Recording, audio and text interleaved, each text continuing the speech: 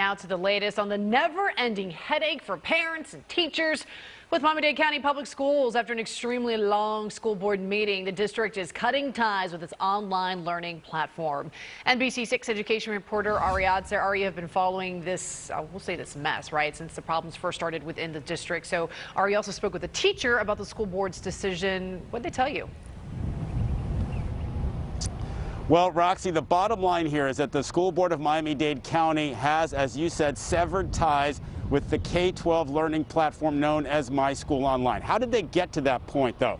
This was after a marathon 13-hour meeting yesterday that stretched into 2 o'clock this morning. The vote happened just before 2 o'clock this morning after they heard hours of testimony from the public, from voicemails as well as statements that were read into the record, almost all of them uniformly negative. This is from teachers and parents about My School Online. So this morning we spoke to a teacher who teaches here, second grade at Virginia Boone Highland Oaks Elementary School, and a school board member. The teacher told us that when she logged on this morning, that's when she found out that My School Online was gone.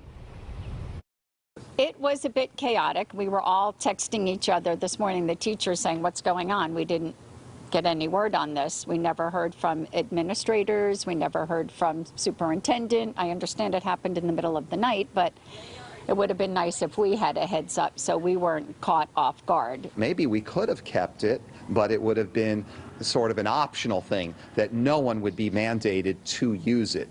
But as the conversation progressed, and of course taking into account what all of the speakers said during the course of the meeting, it just became clear that it was time to completely break from the K-12 platform. Oh, I'm thrilled to see My School Online go. For almost 2 weeks now, we've had nothing but chaos. Things, you'd get on, you'd get thrown off. There was no audio. You couldn't add your videos. It was a mess from day one. So that was school board member Martin Karp you heard there in the middle, and his big point is that now teachers have autonomy. That's what he was pushing for. He was among those who at the beginning was thinking we could save My School Online and give teachers the option of using it. But as you heard him say, the bottom line was they had to cut ties with it. So what happens now? Teachers can now use Microsoft Teams, Zoom, whatever they want. Many of them were already using that over the first 2 weeks, even in the elementary school level, because My School Online couldn't work right. It wasn't working right for them or for their students.